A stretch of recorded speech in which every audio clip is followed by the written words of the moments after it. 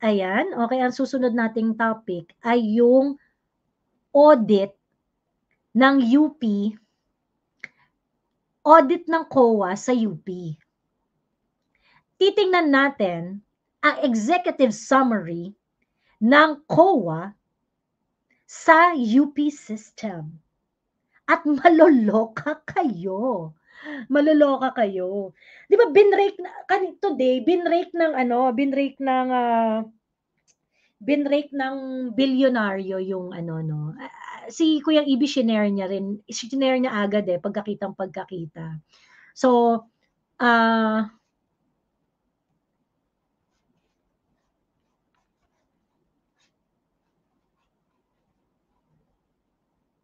ayan, okay. So ito, yung bilyonaryo, nag-publish sila ng report tungkol dito nga sa audit report ng UP. Okay? UP system. So lahat ng UP to, from UP Baguio, UP Diliman, UP Mindanao, UP Visayas, the entire system of UP. Okay. So ang sabi ng bilyonaryo, dormant accounts, misstatement, dormant accounts, misstatement, COA uncovers 15 billion in accounting lapses at UP. Okay.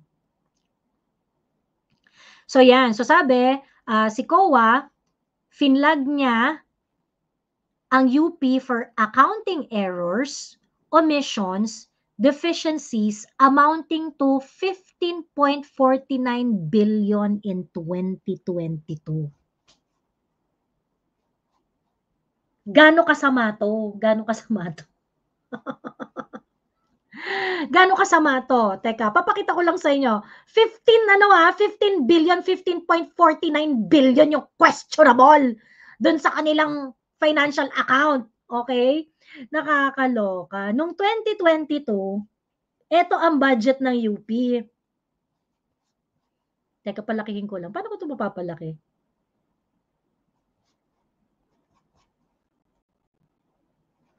Okay. Kikita nyo ba? Noong 2022, ang NEP ng UP, ang ni-request nilang budget is 20 billion. Ang na-approve sa GAA nila, 24 billion. Ang actual nila na nagamit na ang actual na utilization nila ng budget nila for 2022 is 24 billion 392,000 24 billion 392 million 29,000. Box. Mga bak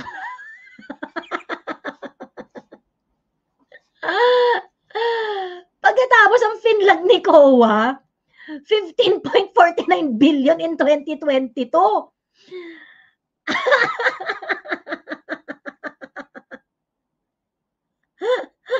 Nakakaloka. Nakakaloka, 'di ba? Yeah, diniscuss na to ni Sas eh. Diniscuss na to ni Sas. So, susugan natin, 'di ba? Para hindi manahimik yung issue. Susugan natin yung discussion ni Sas.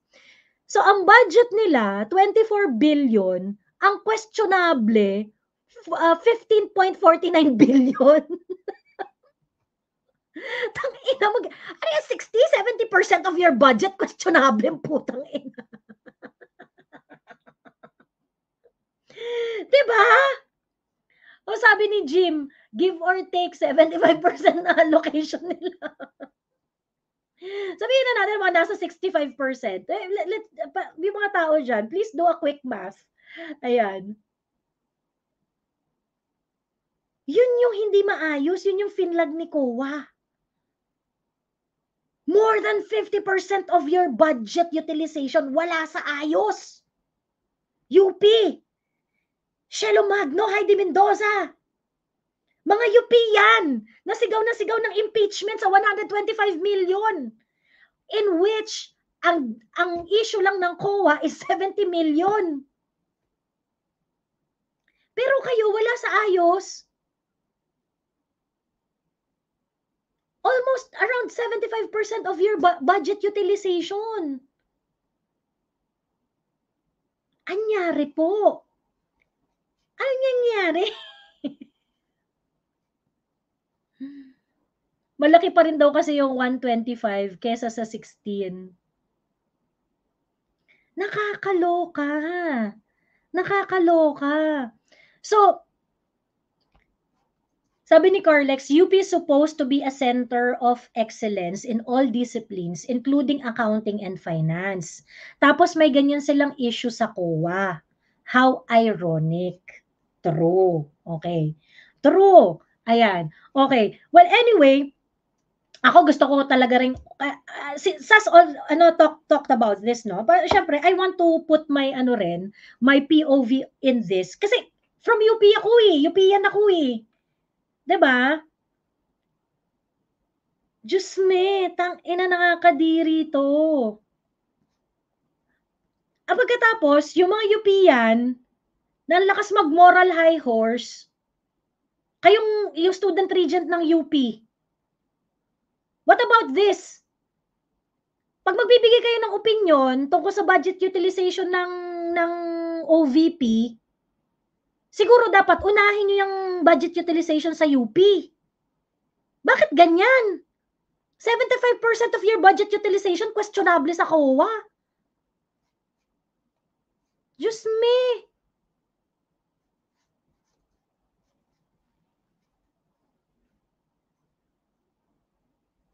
Okay, eto na tayo. Ito yung summary ng executive summary ng UP system for 2022.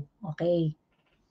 Ito yung annual audit report nila. Ito yung executive summary ng annual audit report ng COA sa UP system.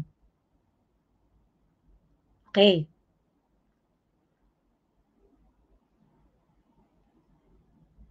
So ngayon, pagdating dito,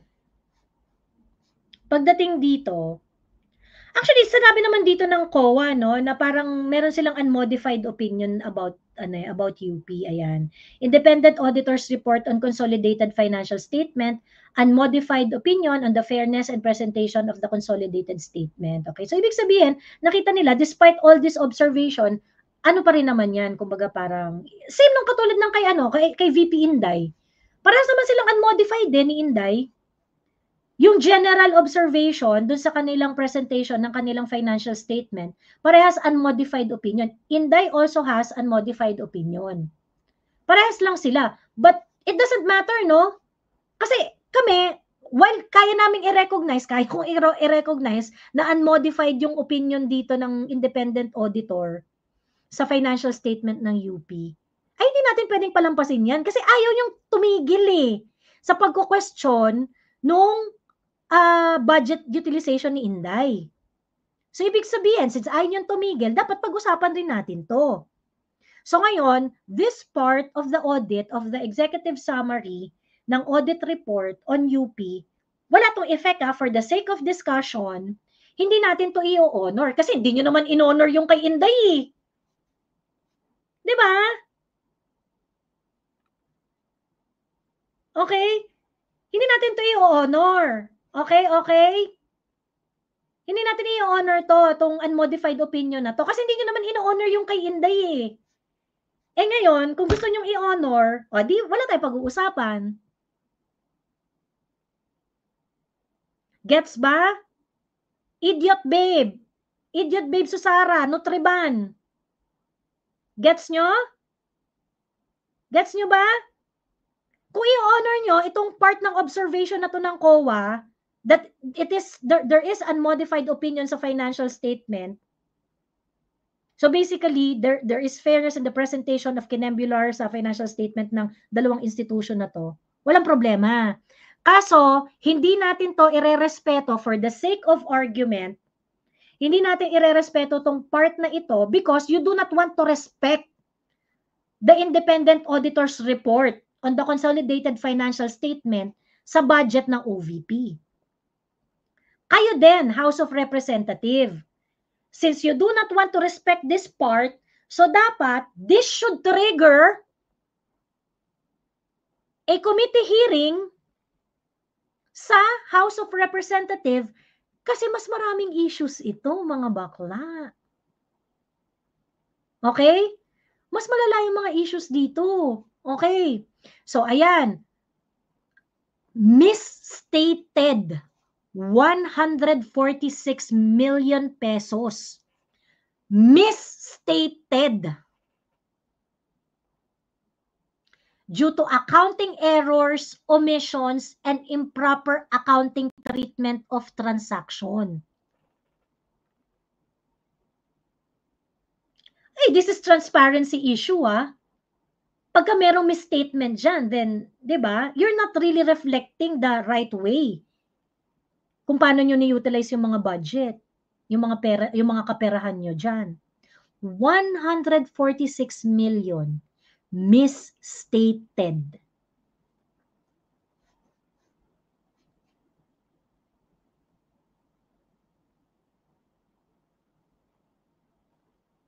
Observation number 2. Fund utilization was not fully maximized. Ito, para 8 million, ano tong 411 million? Hindi, sa utilization lang. Hindi naman masyadong malaking issue. Ibig sabihin, hindi lang to nagamit. Hindi lang to nagamit. Ayan. Deficiencies were observed on the investment undertaking.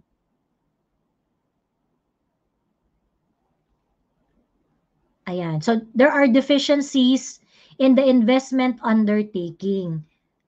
This is, ito yung pinakamalaki, 15, ito yung 15 billion. Ayan. Investment allotment and trust fund amounting to 400 million as time deposit instead of using the funds for the purpose intended as trust funds are not among. Okay? So, ito yung mali-mali daw yung paggamit nila ng ano. Hindi raw tama yung kanilang mga investment undertakings dito. Guys, we're talking about 15 billion, ang laki nito. Ito. Reprogram funds under the general fund, 18 million, tapos yung unutilized trust fund na 10 million ay iniligay daw sa time deposit. So, mga ano to, kino-call out nila yung mga deficiencies at saka yung mga deficiencies na sa undertaking, yung mga mali-maling pag-i-invest. Actually, hindi ba to technical malversation?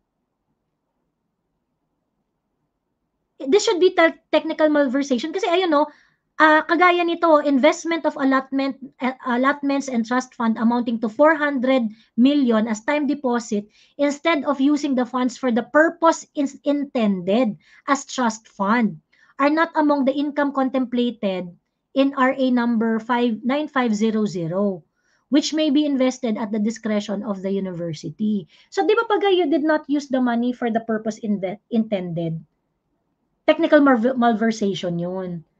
Technical malversation is worthy of the time of the Committee on Good Governance and Public Accountability. So adjong! Di ba yung presentation mo dun sa year-end report ninyo dyan gigil na gigil ka sa mga technical malversation na mga pangyayari? So do we expect hearing here? Do we expect hearing here? So, year for investment in bonds and treasury bonds totaling to 234 million. Okay. Ito. Furthermore, ito malupit. There are lack of transparency as to the nature, source of fund placed under investment. Non-submission of documents necessary to monitor receipt of funds by the bank. Absence of guidelines on the disposition of funds for time deposit and investment. The manner the income generated will be utilized and for the program's project intended to be financed as objective of investing public funds. Bakit yung inangarag si Inday? Hinahanapan nyo ng resibo. Diba? Hinahanapan nyo ng resibo. Walang resibo. We're talking about 15 billion worth of investment. Hindi ma-identify kung ano ang source ng investment. Walang mga resibo, hindi mapagbangga. And because of that, dinefund ninyo si Inday.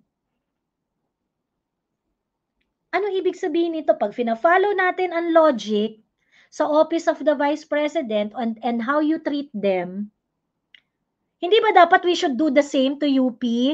Kung ano ang nag-a-apply kay Inday, dapat yun din ang mag-apply sa UP. Because you are both using public funds. Right? Di ba?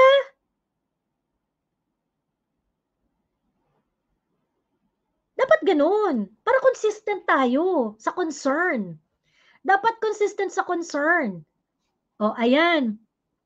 No proper segregation of duties among members of the Income and Investment Committee, thereby affecting the reliability and propriety in the disposition of funds through investment and the manner of utilizing income. Alam niyo, sa totoo lang, itong sinasabi ng observation ng COA, do sa kung paano nila ginagawa yung kanilang mga investment activities. This is actually very, very ano man yung tawag doon, yung it's very likely to be corrupted. Kasi duties and responsibilities, hindi masyadong inayos. Yung mga source ng investment, hindi mo alam kung saan nanggaling, ganyan-ganyan. Ang daming space sa corruption. And we're talking about 15 billion of money here. 15 billion pesos na pera dito na ininvest ng UP.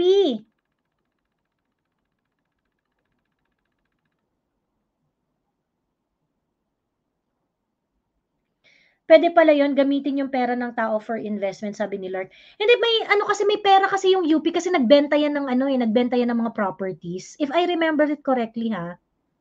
So may pera talaga silang hawak kasi maraming mga UP properties na binenta. So ngayon, kung kunwari yung sa Techno Hub, yung UP Techno Hub, kumita sila doon eh. Ganon. So I do not remember exactly kung paano yung mga naging kinembot doon. Pero parang ang napag-decidean is that yung kinita nila ay mananatili sa UP.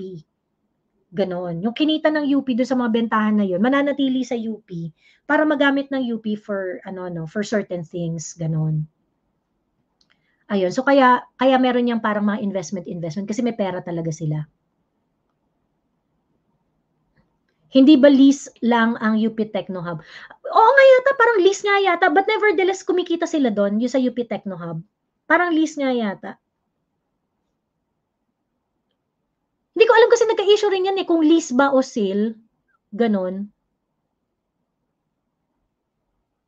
Ayun. Long time lease, sabi ni printer ako. Thank you very much. Ayun. Ayun. Okay. So, anyway, marami pa to. Diyos me. Sobrang dami pa nito. Ayan. Non-compliance with the Government Procurement Act. Ayan, karamihan naman ng office merong ganitong observation eh, yung mga non-compliance kineme. So this is something that they can justify later on eh. Baka kasi merong mga pumasok siya doon sa mga situation that is acceptable, yung mga mga extreme situation, kinembot, ganyan. So kumbaga parang hindi ko masyadong concern yon, yung number 4 na observation. The inability of the university to enforce its right and impose the proper sanction for 5 years and 11 months delay in the implementation of the contract for procurement of products. Key components of the EUP project. Okay, so yan, contract based. So okay, hindi masyadong malaking issue yan for me. Ayun. Expenses incurred. So parang kasi dito parang issue of katamaran lang to eh, ganyan. Yung kumbaga parang pag tinrabaho nila, masasatisfy na yan eh, ganyan. But yung sa investment, there is a large space for corruption there eh. Kasi ang daming pera yung pumapasok, lumalabas. Pagkatapos walang clear duties yung mga nagmamanage ng investment, hindi mo alam kung saan nanggaling, hindi mo alam kung saan napunta, hindi mo alam kung saan nilalagay yung kinikita, yung things like that. So, medyo yan, nakakatakot yan. Kasi,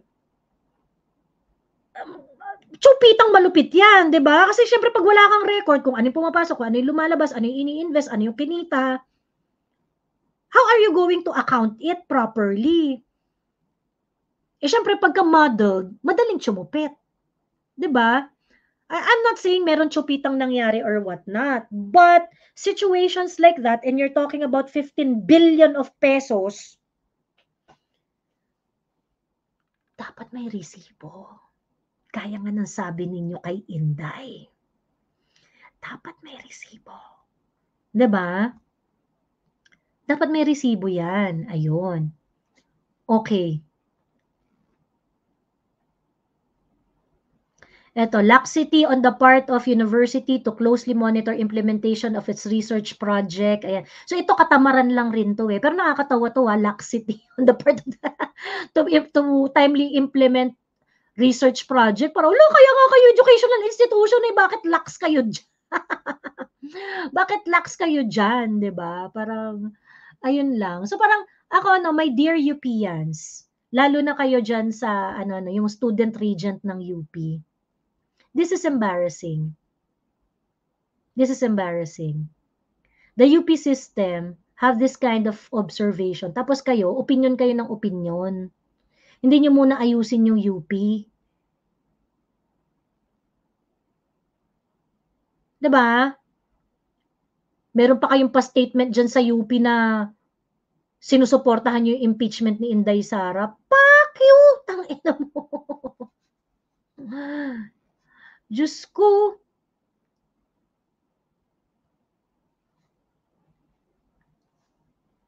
Ayan. Tapos ito, yung operation daw yun ng University Hotel as a separate and distinct entity.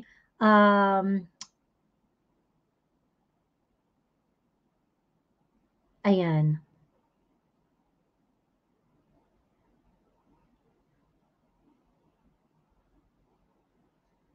Ito. Ito. Medyo malala rin to. The continued operation of the University Hotel as a separate and distinct entity with separate books of accounts and non-consolidation of its operation and transaction to UPSA, UP system, books hindered the timely audit and exposed the government funds and properties to risk of possible loss, misuse, or misappropriation. See? This is also another space for corruption, just like the 15 billion. Diba? Just like the 15 billion. O wala ba tayong pahiring dyan, mga baklar? On issue of, on issue of technical malversation, misappropriation, ganyan. Ano na akop? Wala bang pa-investigation dyan? Wala bang pa-investigation dyan?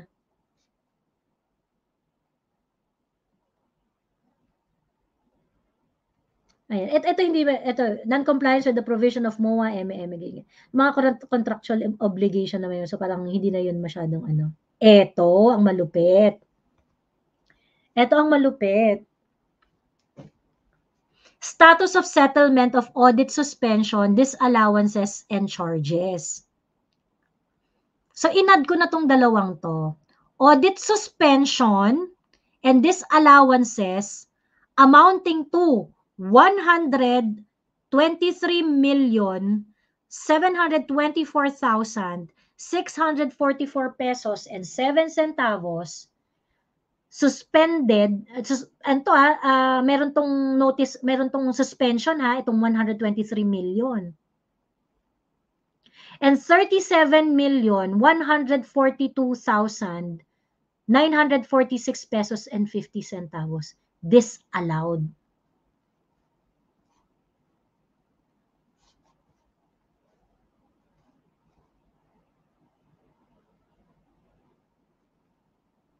Ayun. So ayan, ang total niyan around 160 million, 160,867. Ayan, disallowed and suspended, unsettled disallowances and suspension Okay. As of December 31, 2022. 160 million ha. Pagkatapos yung kay Inday, meron siya disallowance 72 million pesos. Kayo, ang total ninyo, suspension and disallowance na hindi pa nasisettle, and we're talking about same period ha, 2022. We're talking about the same period here, fiscal year 2022. 160 ang di nyo pa nasisettle. Si Inday, ang di pa niya nasisettle, meron siya hanggang February 2025 na kailangan niyang isettle sa COA, 72 million. At yun lang yung natitirang issue niya sa COA. Eh, paano to?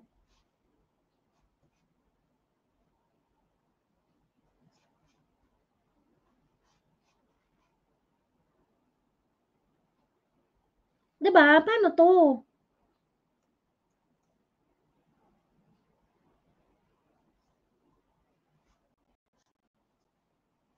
Ano gagawin natin dito, UP?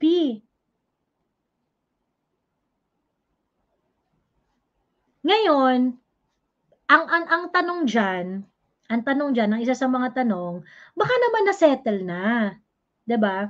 Teka. Ang tanong diyan, baka naman na-settle na, 'di ba? Baka naman na-settle na ng UP 'yan. Unfortunately, ang audit ng UP for 2023 ay wala pa, hindi pa rin naka-post hanggang ngayon. So hindi natin alam kung na-settle na 'yan ng UP o hindi. Pag hindi pa 'yan na-settle ng UP hanggang ngayon, anong gagawin natin?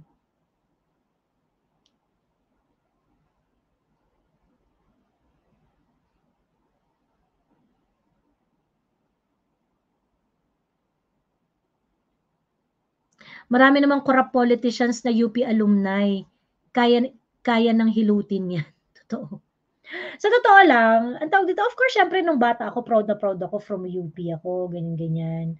Tapos, syempre, mahirap makapasok, ganun-ganun. Tapos, ang mahirap kaya nung UPCAT. Syempre, proud ako, no? Pero nung tumatanda na ako, and especially, karamihan naman sa mga naging presidente ng bansa, karamihan naman sa mga naging senador, yung mga leaders natin, karamihan dyan UP yan. Ayun. Na na-realize ko, hindi pala ako dapat maging proud. Hindi pala ako dapat maging proud.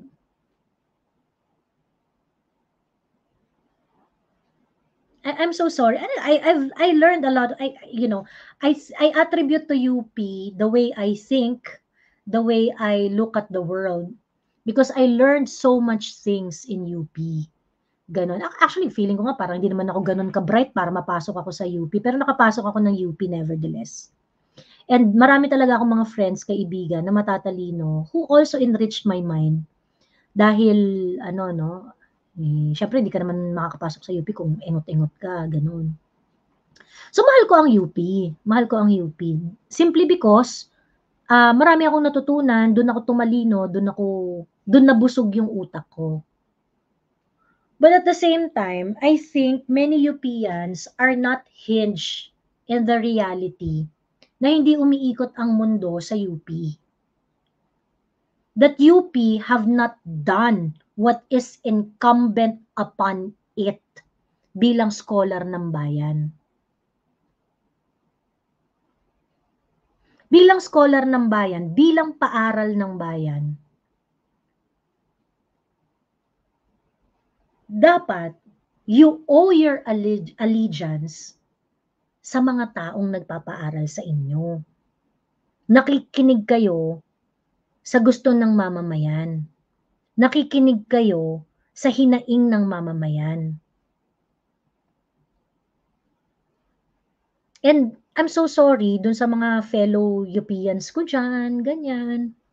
I don't think yung mga nagrereklamo dyan, yung mga kupal at maiingay, I don't think you have done enough for the country.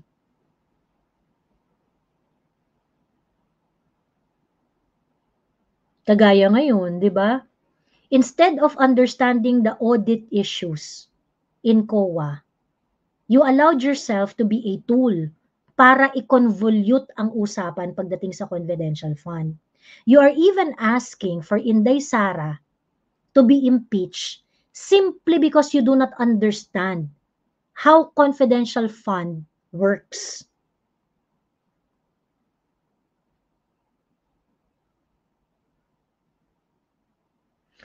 Marami akong mga ano, yung mga closest friend ko, many of them are from UP.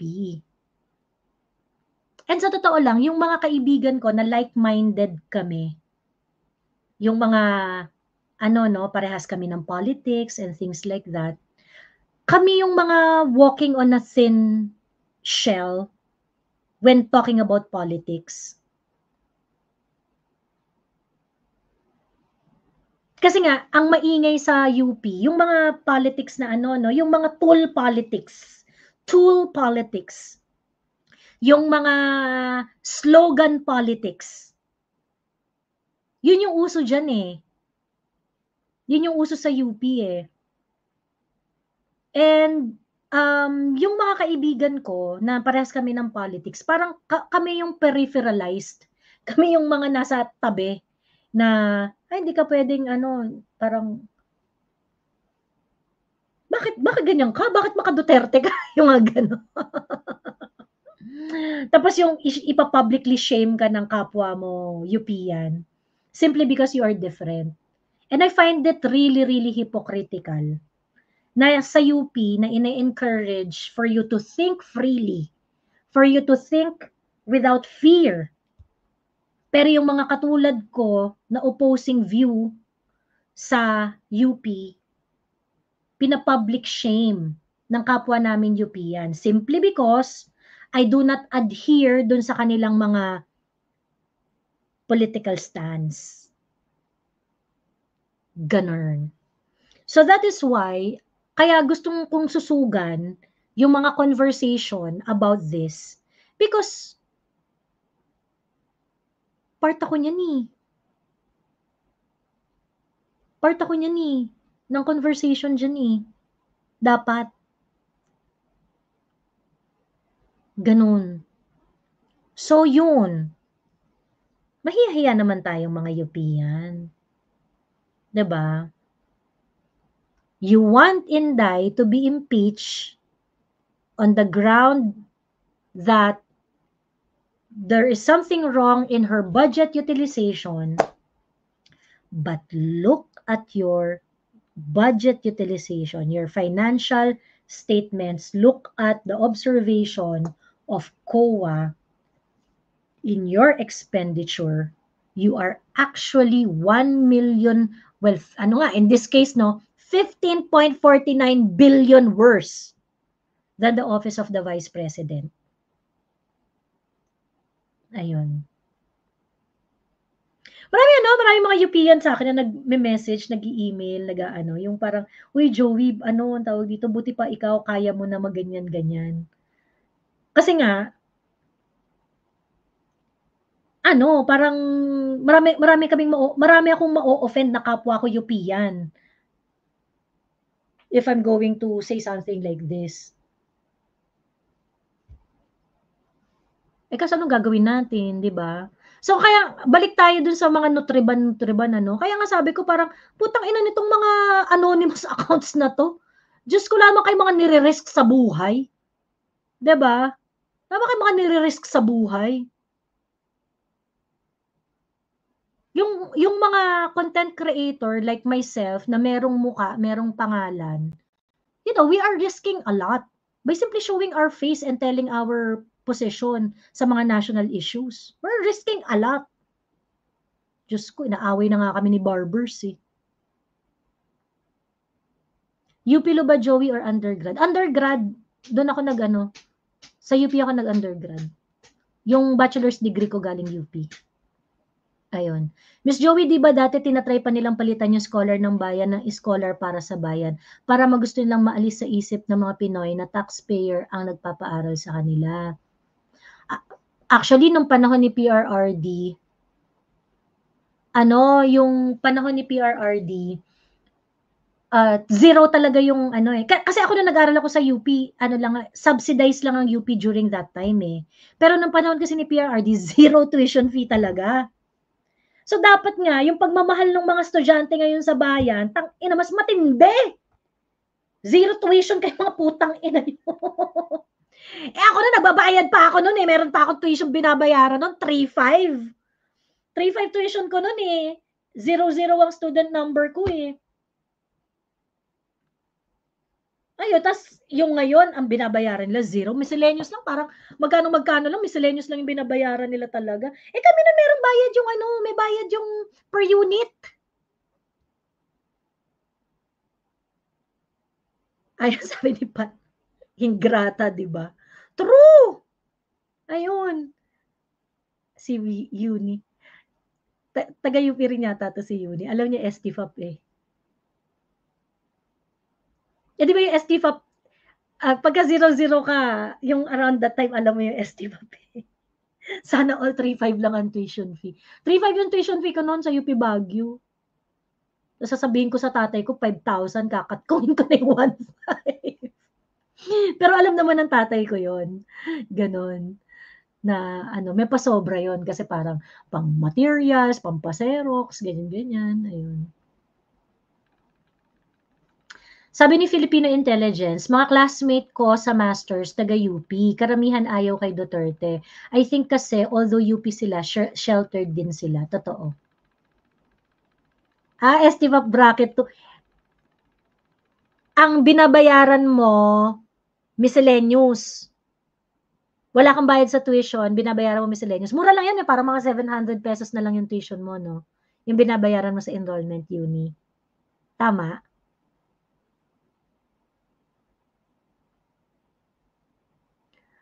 Ako Joey De Vivre, taga-UP din hanggang ngayon. Tingin ko nga yan sa UP, tingin ko nga dyan sa UP now sa SOCMED, parang in ka as student if you publicly against the government, regardless if sino ang nasa government, andyan lagi sila. Kasi ang problema, sabi ni Emil, STFAP 7 ako. Oh, tayo yon. Correct. With allowance, 750. Ayan, sabi ni Yumi. Ayun. STFAP 7. STFAP 7 tayo yon, yung binabayaran yung full tuition. Di ba, Emil?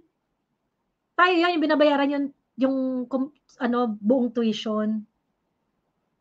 Nagtatanga nga ako, 100% na naka-work ko na UPians ayaw sa Dutertes.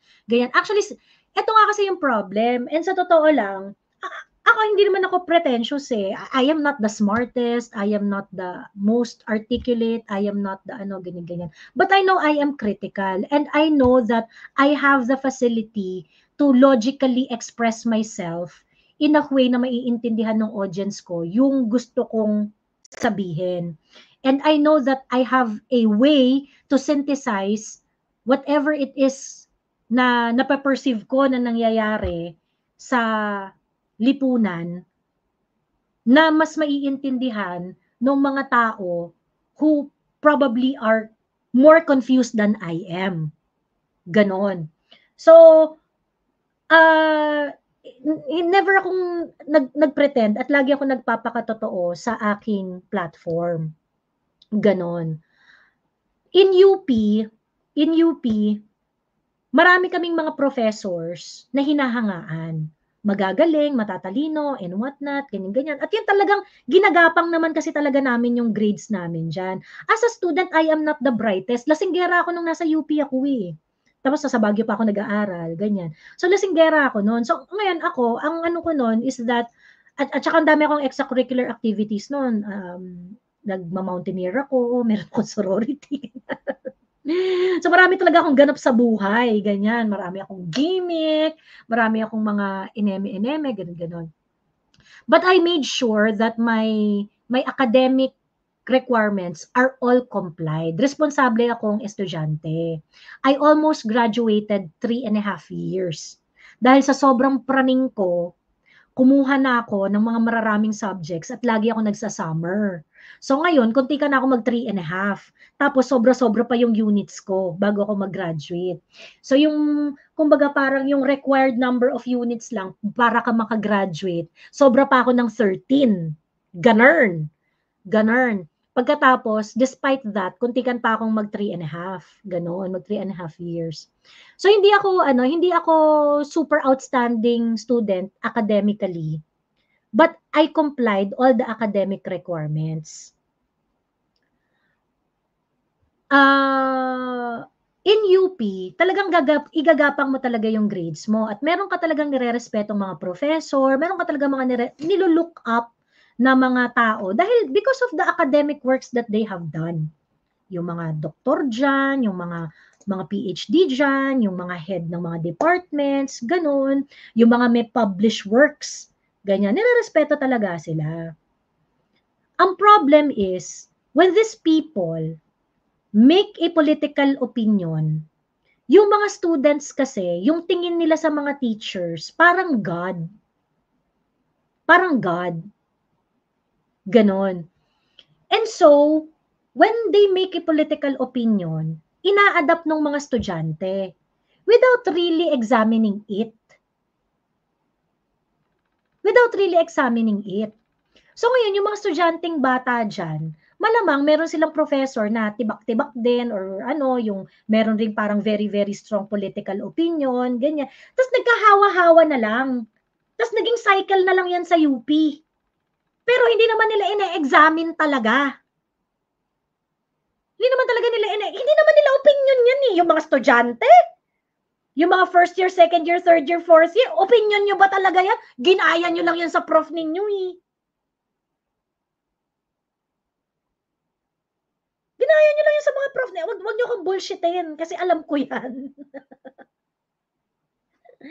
Ginaya nyo lang sa prof nyo yan. You did not formulate your political opinion.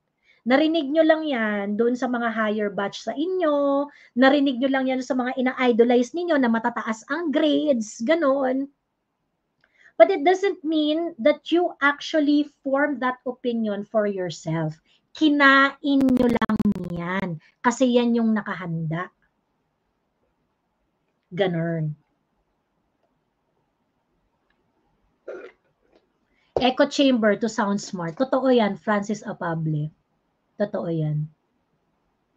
Miss Joey, kaya kong bayaran tuition fee sa UP nung college. Ang problema, nagkulang ako sa utak. Puro good time yung ginawa ko nun, sabi ni Floren. Ako kasi, nakapasok muna ako sa UP.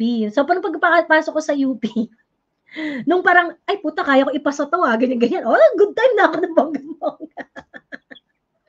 Nasinggera ako noon, nasa UP ako, ganun. Pero ano kasi ako, parang pagka gusto ko yung topic, gusto ko yung binabasa, Paul say philo ako, tambak sa reading materials yun di ba?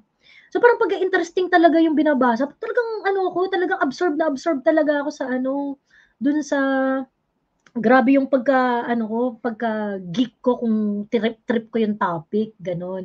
Kaya nga sobrang tuwan-tuwa ako nung minessage ako nung philo professor ko. Message ako ng philo professor ko sa UP Baguio. At siya yung pinaka-favorite ko na professor nung nasa college ako. Ganon. Professor ko siya sa Asian philosophy, sa philosophy and society. Yung Philo 160. Ano nga ba yung subject yung Philo 160? Ganon. Tsaka sa mga ethics na subject, ayun, teacher ko siya doon. Tapos, yung klase ko sa kanya, sobrang aga, 7:00 ng umaga. Imagine mo yung Baguio, 7 a.m. yung klase. Ayun, so yun. Sabi ni Tita Jo, proud me knowing you in my lifetime, Joey. Sabi ni Tita Jo. You're just saying that, Tita Jo. Hi, Tita Jo. Ayan, alauna na. That's how the system made. Once nilaman ka na ng sistema, mahirap lumabas. Ayun, totoo, the problem with sheltered folks, kung ano na lang ang andyan, at for those na ina-idolize nila, they accept as is. Masa is different. They check and evaluate who provide changes na ramdam sa kalye. Masa, because masa is practical. because these people experience life. Yung mga nasa UP, nagbenta ng kalabaw yung mga yung mga mahihirap na UP yan. Nagbenta ng kalabaw yung mga magulang nila ng lupain or whatsoever para lang matustusan yung mga anak nila sa UP. How many stories I've heard na ganon?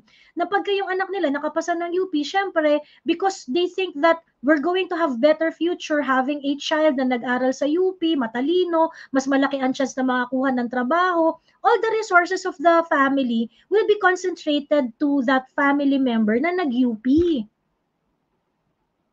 O hindi ba pag-shelter yun?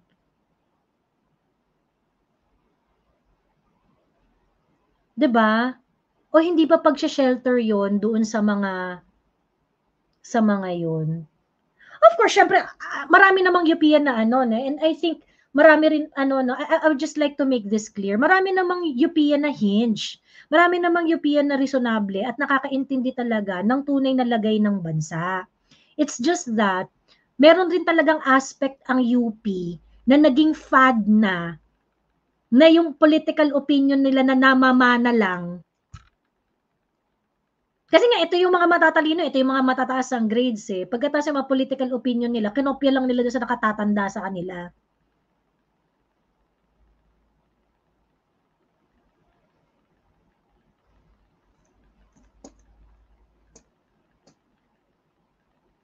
Sabi ni Filipino Intelligence, nakaka-confuse din ng mga taga-UP. Engineering kami lahat sa master, so dapat based on factors environment ang aming views. Pero UP folks, medyo nakakahon talaga. Ayun. Di ako UP grad, pero ang tingin ko sa taga-UP, they are trained to be critical to the extent na wala na-appreciate sa government kahit ang free at subsidized tuition. Yun nga yung problem. Kasi parang you are supposed to be critical. Pagka sinabi mong critical, hindi ibig sabihin, panay negative lang yung makikita mo. Diba? Hindi ibig sabihin, panay negative lang yung makikita mo. Hindi ibig sabihin, critical ka na para kang nana. Ganon. Kaso nga lang, UP had developed this culture of nana. This culture of nana. Pagkatapos, ngayon, I mean, bakit hindi nyo palabasin yung nana ninyo dito sa the way UP utilize their budget, utilize their money? Sabihin na natin 70% ng pera ng UP kinwestiyon ng COA. Ang lala ng judgment ng UP dito, ng COA dito kasi ang sabi ng COA, auditors noted lack of transparency regarding the nature and sources of funds placed under investment and the absence of required documentation to monitor fund receipts by the bank. For someone like UP na kuda ng kuda sa transparency, ang lala pala ng sakit nyo dyan sa UP when it comes to transparency. Tumor na to, 15 billion eh.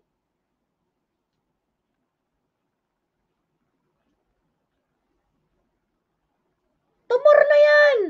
Sa 125, gusto nyo nang i-impeach si Inday? Kung 15 billion, dapat defund UP na. Abolish UP na. Diba? Sabi ni Carlex, Joey, inisip ko yung COA audit report ng PUP. Walang ganyan kalalang issue. UP is, is a state university. Parang isa lang yata siya na nag-iisa in that category. Ganon. So ganon, mga kapwa ko UP yan. Dapat po 'di ba? Kayong kupal diyan lalo na kayong mga estudyante. Kayong mga estudyante diyan. Kayong kupal.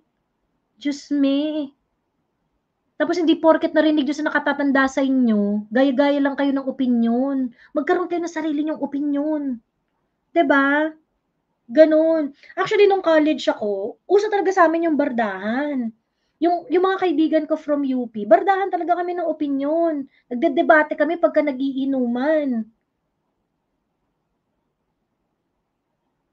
Kasi you cannot just have one belief. Kahit magkakaibigan kami, kahit magbabarkada kami, or kahit magkakasorority sisters and fraternity brothers, bardahan kami. Ganun. Moral high horse din problem ng mga kakamping QP friends ko. True. True. Ayun. Eh, yung mga nagki-claim na critical, di naman talaga ganun ka-critical. Ganun. Tapos pretentious pa. Yun yung problem. Di ka na nga ganun ka-critical, pretentious ka pa. Ayun. So, anyway, ayan. Mag-e-end live na ako, guys, ha? Ayan, mabilis na mabilis lang ang ating live ngayon. 2 hours, 20 minutes para makatulog tayo dahil ako ay may ganap na bonggang-bongga bukas. Babalitaan ko na lang kayo kung ano, pero masaya ito. Ayan, may mga mamimit ako na mga ibang mga content creators din tomorrow. Mamaya rather. Pero ano, ang tawag dito,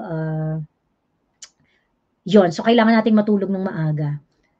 Bardagulan talaga, debate dapat. Nauso lang ang mga ad hom way of arguments ng mga pink.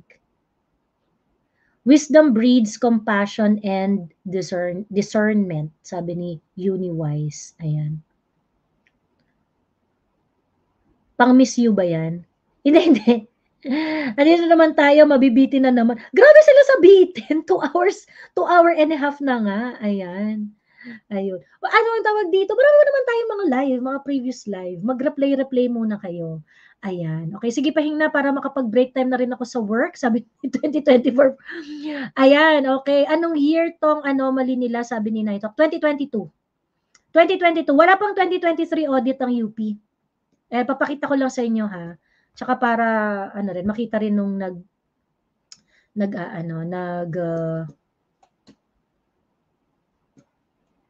ayan. COA.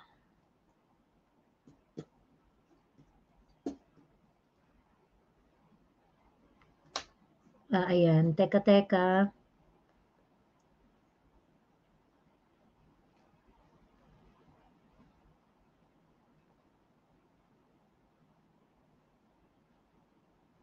Bagal. Ayan, okay. Annual audit report.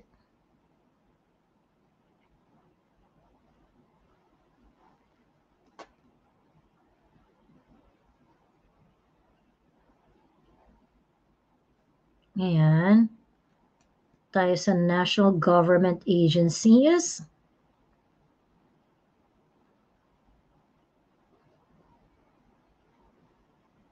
Okay. Ito yung 2023, wala pa to.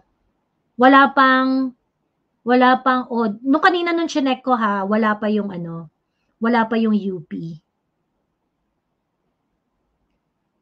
Ayan. So, dito sa National Capital Region, ayan, ito pa lang. Eulogio Amang Rodriguez, Marikina Polytechnic, TUP. Ayan. So, sila pa lang yung merong audit ng 2023. 2022, so wala pa yung UP. Ito yung 2022. Okay. 2022.